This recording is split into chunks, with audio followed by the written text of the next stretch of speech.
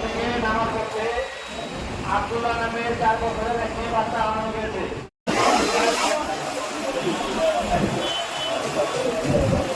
দাদা দাদির সাথে ঈদ করার জন্য অনেক মজা আছে।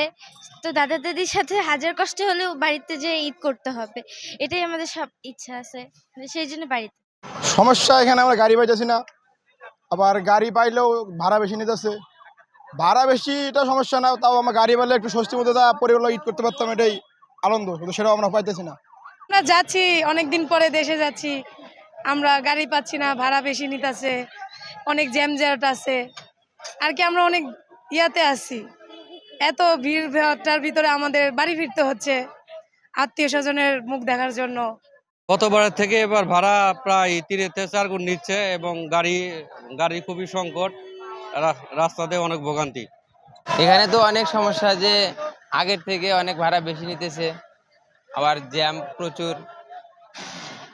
তারপরে মনে করেন আগে গেছি আমরা প্রতি সিটে ভাড়া হচ্ছে 1200 করে, আগে গেছি আমরা 400-500 করে।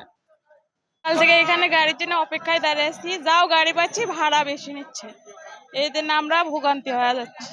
পুরার ভাড়া প্রতি বারে আমরা যাই 400-500 টাকা করে, এটা তাও হাই। হ্যাঁ, আর এখন এমন হাই করছে, বগুড়ার ভাড়া এখন 1000 টাকা। তাহলে জনগণ কিভাবে যাবে?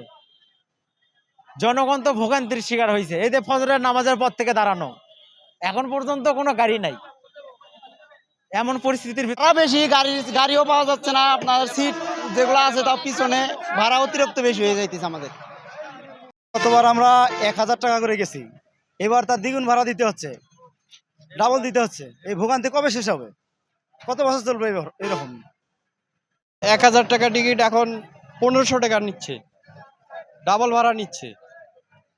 কিন্তু ভাড়া তো বেশি নিতেছে, কিন্তু আগাম যখন দার্জিলিংয়ের সময় এখন ভাড়া থাকে 500 টাকা, এখন ঈদের সময় ভাড়া নিতেছে 1500 টাকা, 1500-1600 টাকা এরকম ভাড়া। কিন্তু ভাড়াটা কম হলে ভালো হতো অনেক। যানজটটা অনেক বেশি। আগের থেকে দেখা যাচ্ছে যে আমরা বগুড়া আগে গেলে 400 টাকা 300 টাকা যাইতাম, কিন্তু এখন 1000 টাকা 1200 টাকা চাচ্ছে যানবাহনে।